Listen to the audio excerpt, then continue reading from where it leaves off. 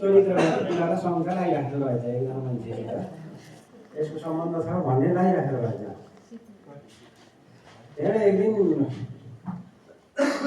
बुढाले ल अब यो पाठो पारिराखेको भएन, यसलाई काट्न पऱ्यो बुढी, म यो असत्य भएँ। तेरो एउटा मनवा मान्छे बोलाएर यदि पाठो काट्नु पऱ्यो भन्छ। बुढी खुसी भइन्, गएर आफ्नो मनवा मान्छेलाई बोलाएर ल्याइन्।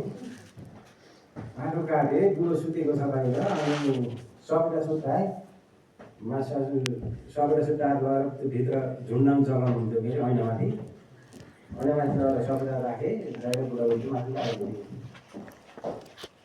त्यसै माथि मेरो उनीहरू भित्र गएपछि बुढाले भकारा गरेर पाडो पोकाइदिए त मान्छे।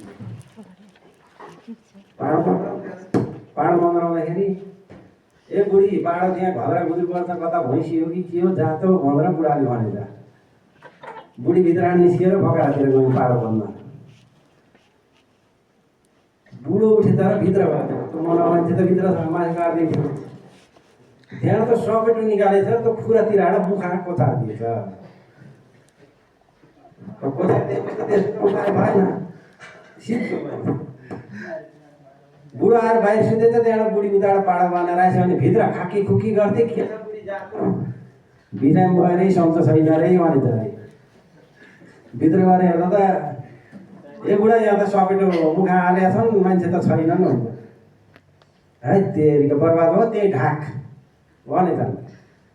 त्यहाँबाट बेलुकी अब दिउँसो लानु भएन, बेलुकी यसको व्यवस्था गरौँला भनेछ र बेलुकी एउटा डोको काटेर डोका बोकेर फाल्नु पऱ्यो। तैँले अब मैले सक्दिनँ भनेर ठिक्क पारिदिएर र डोका बोक्ने बेलामा अनि बुढीको कपाल त्यही डोका बाँधिदिएछन् चुल्ठो। बुढी लिएर गयो न, भिराड फाल्दा भिराड फाल्ने भन्ने हुँदो के अरे। गएर फाल्दा बुढी पनि डोको पनि मनाउ मान्छे पनि। अहिले किन मनाउ मान्छे भएर आएको